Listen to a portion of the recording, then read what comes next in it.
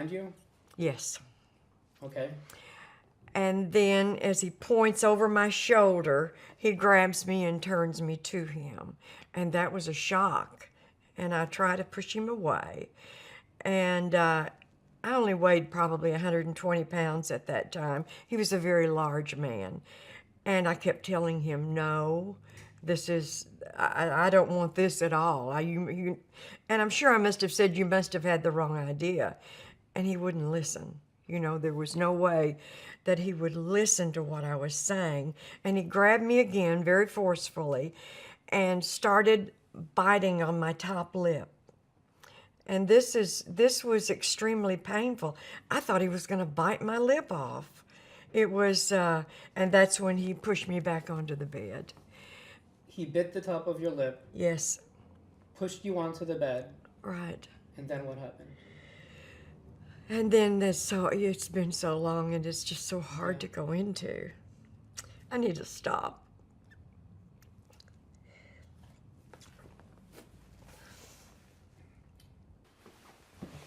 You know why? Why is it still so painful? What's going through your mind right now? That I'm afraid of him. You're still afraid of him? Yes. But I'm still afraid, especially if she becomes president. And I know it's looking that way. So it's frightening, Aaron. It's frightening. He throws you onto the bed. Right. And then what did he do And to I you? was completely dressed. I had on a skirt and a blouse, and he tore the waist of my skirt. And then he ripped my pantyhose, and he raped me.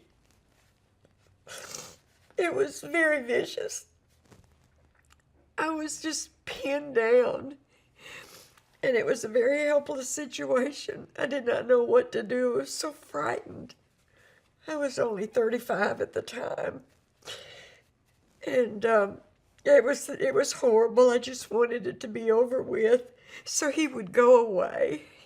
So he would just... He got up? No. He held me down for a long time. And then he did it again.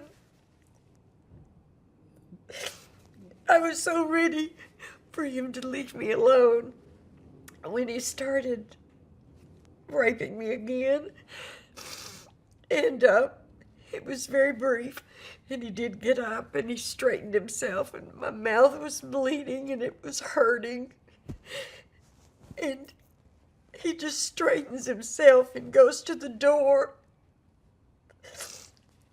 With you still on the bed? Yes, crying. He straightens himself and he goes to the door and puts on his sunglasses and tells me to get some ice on my lip. And goes out the door. About how long did everything last? Probably all of it. From the time he walked in the door until the time he left, not more than 25 or 30 minutes. So when he was still on top of you, after he did it the first time, you thought it was over? Yes. And did he say anything to you? Or he just did it again? He did say something, but it's just too horrible. I don't want to repeat it. But then he started again. And that was brief, and then is when he got up. Did you feel trapped? This big man on top of you? Oh my goodness, yes. He would push down on my left clavicle, and it hurt so much. I thought my clavicle was going to break. And my lip was just ballooning out 4 times the size that it should have been.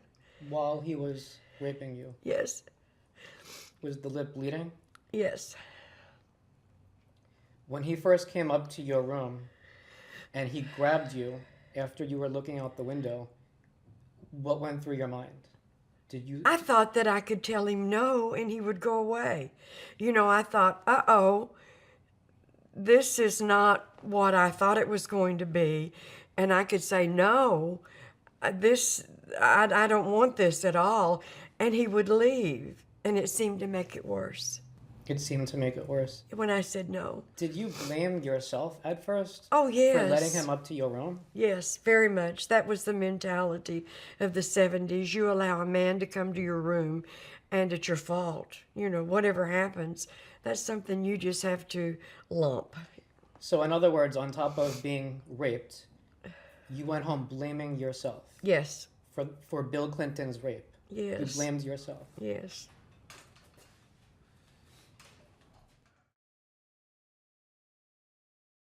And they come in early from the kitchen area. And just before they do, They would be Bill and Hillary. Bill and Hillary Clinton, and just before they do, a gentleman who had driven them from the airport comes straight over to me. He was he was supporting Clinton, but he didn't know what had happened to me, even though he was a friend. And he said, the topic of the conversation all the way from the airport was about you, and that startled me. And I knew I had to get out of there. Well, just as he moved, here comes Hillary straight for me. And she gets to me and she starts saying, I just want to thank you for everything you are doing in Bill's campaign, and it's so nice to meet you and all of these things. So I just nodded and told my friend, let's go. And I thought somebody from behind had grabbed a hold of my arm, but it was her.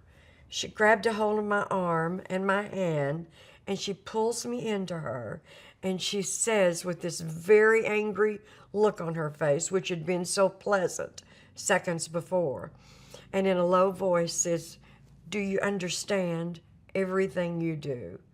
And that frightened me. Do you think at that point she knew that Bill Clinton raped you, or do you just think that she knew something happened? What do you think she knew? At that moment, people have asked me that, said, well, do you think she knew what happened? At that moment, and I have to go by what I felt then, and the look that she gave me, I felt like she knew.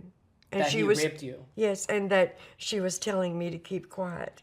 Keep quiet about her husband's rape. Yeah. It's okay. I know. You did the right thing. It's not your fault, okay? I know. It's not your fault. It's not your fault. I know. You know that? Oh, You I know it. didn't- I you know didn't it do now. It's anything just so wrong. hard to go over it I again. know. You didn't do anything wrong, okay? Yeah. You didn't, okay? Yeah. I love you.